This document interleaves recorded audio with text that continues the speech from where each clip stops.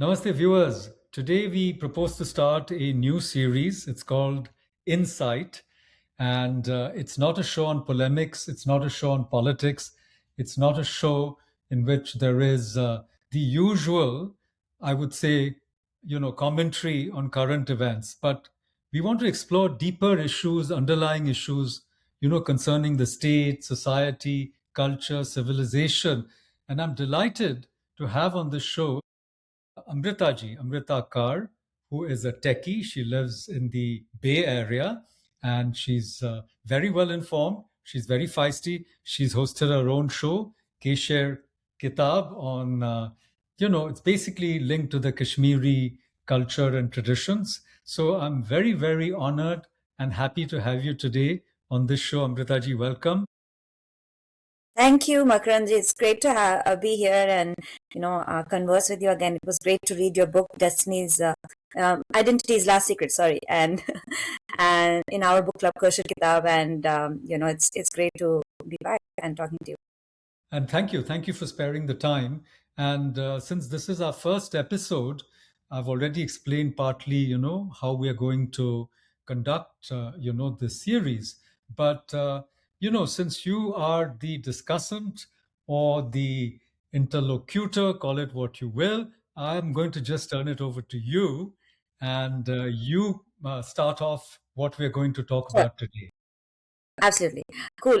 So firstly, I wanted to just say that I came across the article that Makarandji had written, and I thought it really emphasized on some thoughts that we keep having in our back of our minds, and we always think like, yeah, I mean, why not this, why this, what's happening? And I feel like you put it right on paper, on like in front of you, and now it's kind of become live for me, and I had a few questions to ask, and wanted to know different things that you have mentioned. And of course, I love listening to you, so I just wanted to, and that's how the show came to be. And I wanted to just give an introduction to what article we're talking about, and then we will. I'll ask you questions, what I have on my mind, and I will grill you further on those. Wonderful. Sounds good. Sounds good. All right. So to begin with, let's share the article and what it's called. It's called "Merit is Destiny," and that's why I said Destiny's Own Child. I was like, no, that's not the book's name. um, so, Merit is Destiny. India can reap its democratic dividend only by harnessing its talent. Very interesting article, and I must say, everybody should read it. And of course, it's on openthemagazine.com. So, tell us now. We have heard about a lot of times we hear about the demographic dividend, you know, in India, as with respect to India. Now, you have coined this term called democratic dividend. Of course, I understand it now after reading the article, but let us reiterate it for the viewers. Define democratic dividend for us.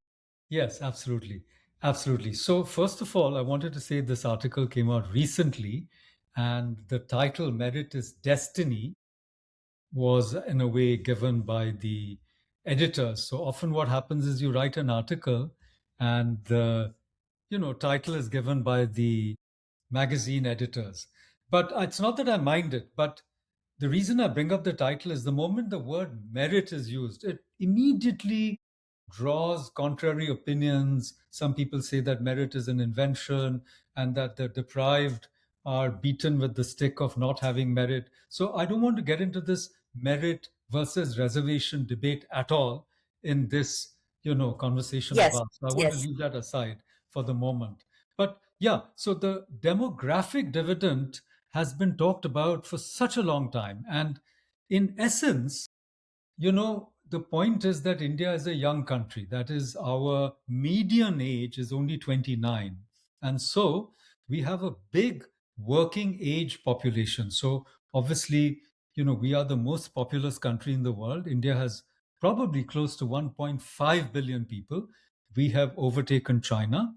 And so the idea is we have such a large working age population, which is productive, which is fueling our economy. And we also know that, we are one of the fastest growing, bigger economies in the world. So all this is well known, and we've been, harping on the demographic dividend for such a long time. But my question in this article, and my challenge, as it were, not just to the establishment, but to thinking readers, to people who care about India's future, what about our democratic dividend? So now we have to ask what is meant by democratic dividend, right? Now, see, usually everybody takes it for granted. We say, oh, we are the largest functioning democracy in the world. So we all understand what democracy is. We go to elections, we have a parliamentary style democracy. Somebody very interestingly called it the Eastminster style, not the Westminster style. So Eastminster ka kya matlab hai? It really means you elect somebody for 5 years and then they do whatever they like. Uske baad, you know, they have a carte blanche. So everybody knows that our democracy is not perfect. In fact, I had a colleague in JNU, Mr. Deepak Kumar, Professor Deepak Kumar. He wrote a really interesting book where he said in the rural areas, it's more feudalism that prevails, you see. The old networks, the old hierarchies, including caste, community, who owns how much land. And then when you come closer and closer to the political setup, there's very little democracy even within parties. There are dynasties. So political parties have become like corporations, family owned corporations. So these corporations, they hand over wealth from generation to generation. And there are, you're from Kashmir, the two families who have been running, political affairs in Kashmir, the Abdullah family and the Mufti family. So their parties are also like family concerns. Now, the same thing, Lalu Prasad, Udhar, Akhilesh Yadav, his father Mulayam Singh, further down south, the so-called ideological parties like DMK are family parties. You had, the so-called Karunanidhi, the great Kalaivar, whatever he was called, then his son Stalin, and now Stalin's son, you see, Udaynidhi. So again, family. And this is across Maharashtra, NCP, Sharad Pawar, then his daughter, Ms. Sule. And, this is almost all pervasive, right? So where is that democracy when it comes to even our polity? But again, my article is not just about politics and polity. I'm talking about something much bigger than that.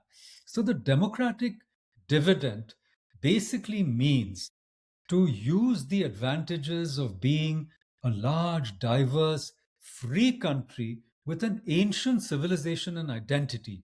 So that my point is, you can't just sort of keep boasting about your democracy and say, oh, we are the mother of democracy, right? But in your style of functioning, you're not very democratic at all. By that I mean there's a top down authoritarian sort of system in place within the party. The parties hardly have elections. The Congress, doesn't really have elections. When Shashi Tharoor stood against, the candidate chosen by the family, who was, I mean, such an old man, we knew that Shashi Tharoor had hardly any chance. So even here, even in the ruling party, there's hardly an open democratic system. Some people are nominated, chosen, whatever you want to call it. So the real point is that now you change that to civil society, and you find something so interesting.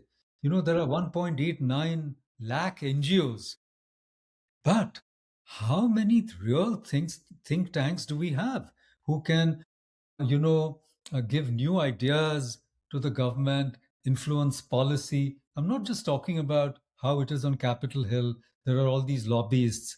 I'm not talking about that. Yes. But I'm talking about a large country like India. Are we able to harness our talent? And that can only happen when we have an open society, a free press, which is, as it were, not under government control. Some people call it the Godi media, this media, that media. Well, I've lived through the emergency. I know how the earlier regime also tried to throttle the media.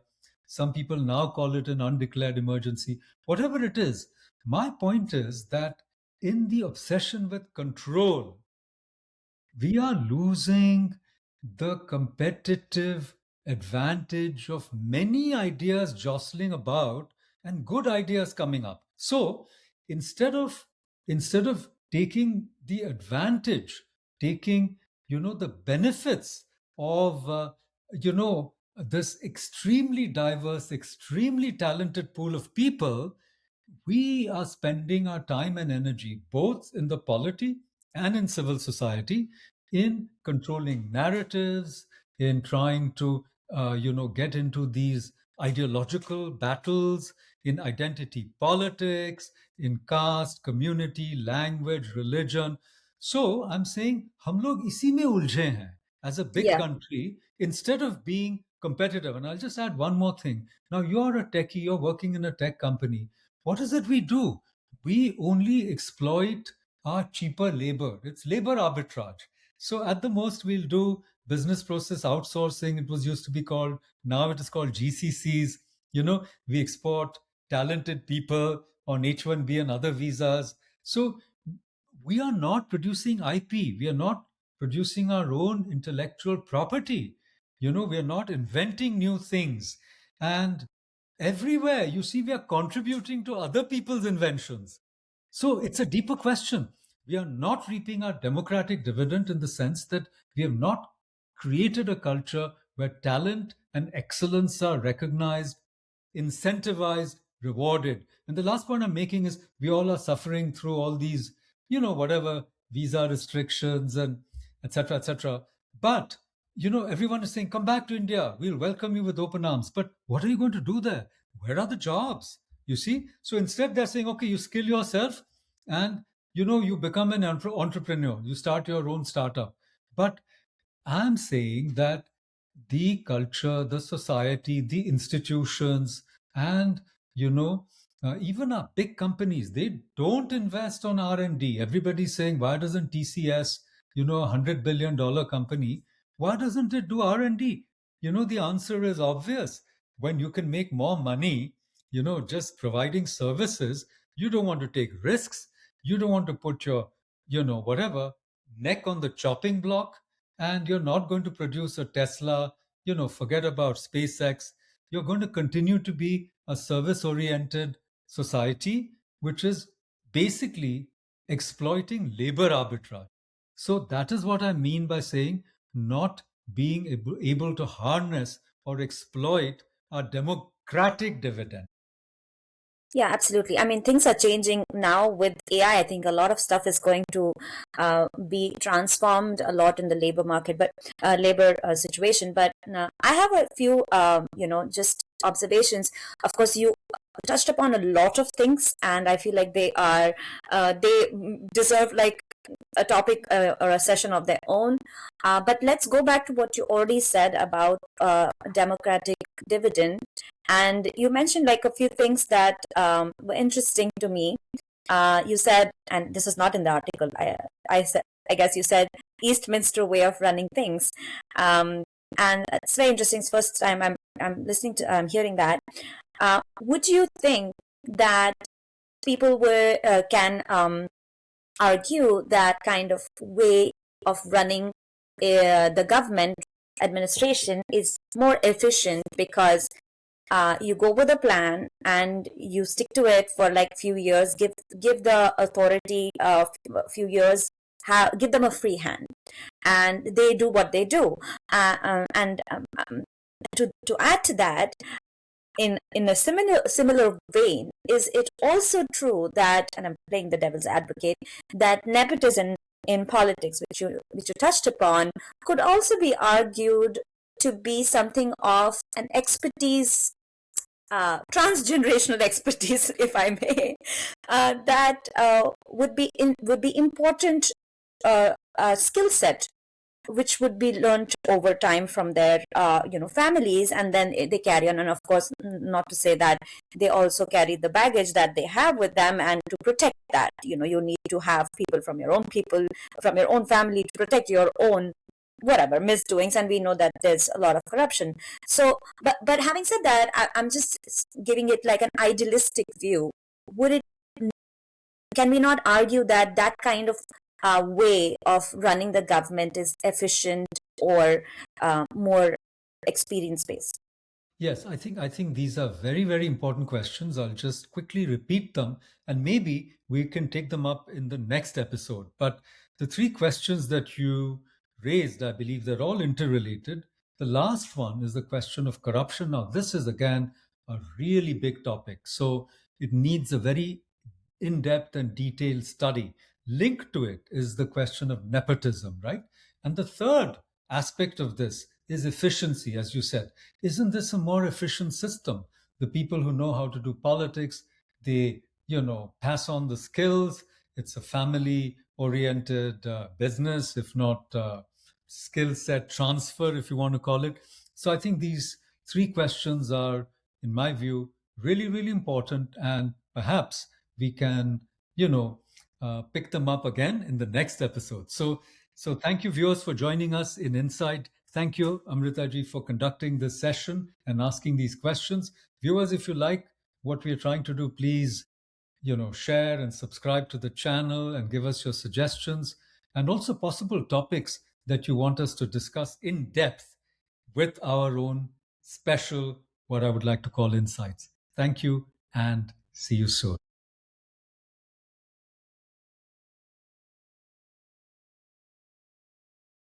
Yeah. So